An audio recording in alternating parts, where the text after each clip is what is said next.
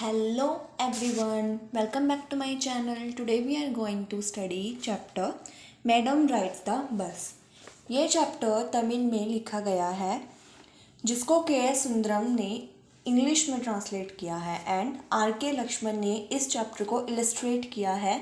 मतलब कि जो भी आप पिक्चर्स आपके चैप्टर में नज़र आ रही हैं वो सब आर के लक्ष्मण ने बनाई हुई हैं। वैसे इसके असली राइटर वल्लिकन्नन हैं, उन्होंने ही यह चैप्टर तमिल में लिखा था। इस चैप्टर के 4 पार्ट हैं जो कि हम इसी वीडियो में कवर करेंगे। तो चलिए आइए फर्स्ट पार्ट की समरी को शुरू करते हैं। इस समरी में वल्लियम्मन नेम की एक लड़की है जिसको प्यार से सब वल्ली बोलते थे। वो 8 साल की थी और अपने आसपास हो रही चीज़ों को देखकर वो बहुत उत्सुक रहती थी। उसका फेवरेट पास टाइम था अपने घर के दरवाजे पर खड़ा होकर बाहर लोगों को देखना।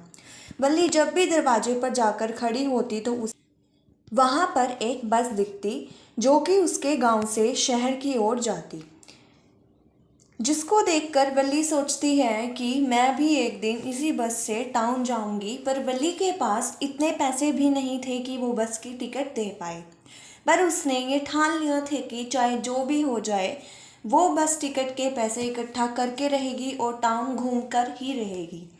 उसी दिन से उसने पैसे बचाना शुरू कर दिया। जो बस टिकट के लिए पैसे बचाने के चक्कर में ना तो अपने गांव के मेले में जाती थी और ना ही वो अपने फेवरेट चीज़ें खाती थी, जबकि टोटल आने जाने की टिकट 60 पैसे थी एंड टाउन उसके गांव से 45 मिनट की दूरी पर था। This line is important so please note down it. लेकिन एक दिन वल्ली ने अपनी बस टिकट के पैसे इकट्ठे कर ही लिए। फर्स्ट पार्ट तो यहीं पर ही ख़त्म हो जाता है। अब शुरू करते हैं इसका सेकंड पार्ट। अगले दिन वल्ली अपनी मदर से बचकर, जो कि दोपहर में सो रही थी, वल्ली बस में चढ़ जाती है और उसे देखकर बस कंडक्टर वल्ली के साथ मजाक करते हुए उससे पूछते हैं कि कहाँ जा रही हो मैडम। बस कंडक्टर मजाकिया थे और वो एक मौका नहीं छोड़ रहे थे वल्ली के साथ मजाक करने का। उस वक्त बस में सिर्फ 6 से 7 पैसेंजर ही थे और वो सभी वल्ली को देखकर हंसने लगे क्योंकि वल्ली अकेले ट्रैवल करने के लिए बहुत छोटी थी। वो बस बिल्कुल नई थी जिसकी साइड्स में वाइट एंड ग्रीन कलर की स्ट्राइप्स यानी पट्टी बनी हुई थी। बस में बार्स जो कि पकड़ने के लिए होते हैं वो सिल्वर की तरह चमक रहे थे। वल्ली बाहर देखते हुए जा रही थी। बाहर बहुत ही अच्छा व्यू था, palm trees, grasslands, mountains, blue sky, ये सब वल्ली को बहुत अच्छा लग रहा था। जब वो ये सब देख रही थी तभी एक बूढ़े अंकल वल्ली को बोलते हैं कि लड़की, तुम ऐसे चलती बस में खड़े होकर बाहर मत देखो, तुम गिर जाओगी। वल्ली खड़ी होकर इसलिए देख रही थी क्योंकि बस के विंडोज़ पर कर्टेन्स लगे हुए थे एंड ऊपर वाला पार्ट ही था जहाँ से बाहर दिख रहा था। तो उन बूढ़े अंकल को ऐसा बोलते देख वल्ली को गुस्सा आ गया और वो नाराज़ होकर खड़ी ही रही। वल्ली कंडक्टर को उसकी टिकट देने के लिए बोलती हैं तो वह उसे दे देते हैं। थोड़ी देर में एक बूढ़ी आंटी वल्ली की साइड पर जाकर बैठ जाती है, जो कि वल्ली को बिल्कुल पसंद नहीं आई क्योंकि उस आंटी का पहनावा ही बहुत अजीब था।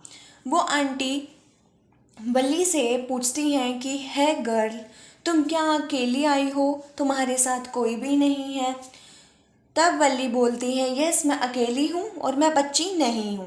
एंड ये सब बोलकर वल्ली उसे कहती हैं कि तुम अपने काम से मतलब क्यों नहीं रखती, तुम बार बार मुझसे ऐसे सवाल क्यों पूछ रही हो। पर वो यह कहकर हंस देती है और साथ में कंडक्टर जो कि वहीं पर खड़े थे वो भी हंस देते हैं। वल्ली उन्हें कहती हैं कि आपको मेरी चिंता करने की ज़रूरत नहीं है, मैं अपना ध्यान खुद रख सकती हूँ। सेकंड पार्ट यहीं पर ही ख़त्म होता है। चलो आइए अब शुरू करते हैं इसका थर्ड पार्ट। इस पार्ट में राइटर बताते हैं कि वल्ली ने अपने 60 पैसे कैसे इकट्ठे करे और वो अपनी मदर से बचकर टाउन के लिए कैसे आई। वल्ली प्लान्स बनाने में बहुत माहिर थी एंड उसे प्लान्स बनाना बहुत पसंद था। उसने अपना खुला पैसा जो कि वो टॉयज़, बैलून्स, पेपरमिंट्स लेने में खर्च करती थी वो उसने बचाया यहाँ तक कि मेले में जाकर वल्ली को राइड लेना बहुत पसंद था। उसने वहाँ ना जाकर वहाँ से भी पैसे बचाए। जब उसने 60 पैसे जमा कर लिए तब उसने प्लान बनाया कि वो दोपहर को टाउन जाएगी, क्योंकि वल्ली की मदर 1 PM to 4 PM सो रही होती है, जिससे उन्हें कुछ पता नहीं चलेगा।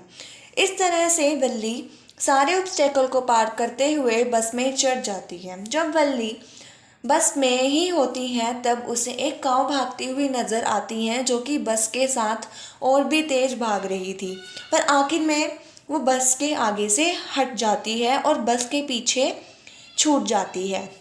ऐसे ही टाउन आ जाता है। सभी पैसेंजर बस से नीचे उतर जाते हैं, पर वल्ली नहीं उतरती।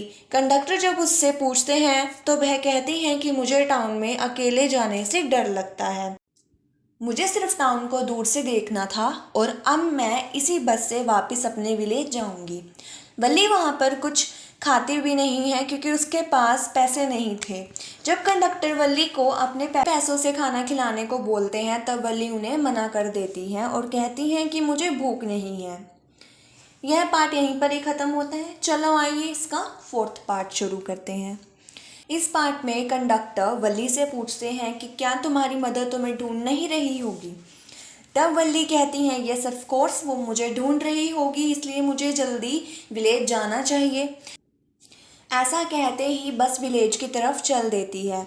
जब वल्ली वापस आ रही थी तब उसे वही काऊ दिखती है जो उसकी बस के आगे भाग रही थी, और अब वो काऊ मर चुकी थी, जिसको देखकर वल्ली बहुत सैड हो जाती है और सोचती है कि एक ही पल में क्या से क्या हो जाता है। अभी ये काऊ झूमती हुई हमारी बस की तरफ घूम रही थी और अभी यही काऊ किसी व्हीकल के बीच में आकर मर गई है। अब वल्ली विलेज पहुंच चुकी थी और जब वो अपने घर जाती है तब उसे वहाँ पर उसकी साउथ स्ट्रीट की आंटी बैठी हुई नज़र आती है। वो आंटी एक चैटर बॉक्स थी, ऐसा वल्ली का कहना था। एक बार जब बोलना शुरू कर देती है तो चुप होने का तो नाम ही नहीं लेती थी। वल्ली से उसकी आंटी पूछती हैं कि क्या तुम ठीक हो और तुम कैसी हो, और वल्ली उन्हें जवाब ना देकर सिर्फ एक स्माइल पास कर देती है और अंदर चली जाती है। वल्ली अपनी टाउन जर्नी के बारे में सोच कर स्माइल कर रही थी। बस उसे उस काऊ के मरने का दुख था, जो कि बीच रास्ते में मरी हुई थी। यह चैप्टर यहीं पर ही ख़त्म होता है। आई होप आपको मेरी वीडियो पसंद आई हो। अगर आपको मेरी वीडियो पसंद आई so please don't forget to subscribe my channel and please like the video and share it. Thank you for watching.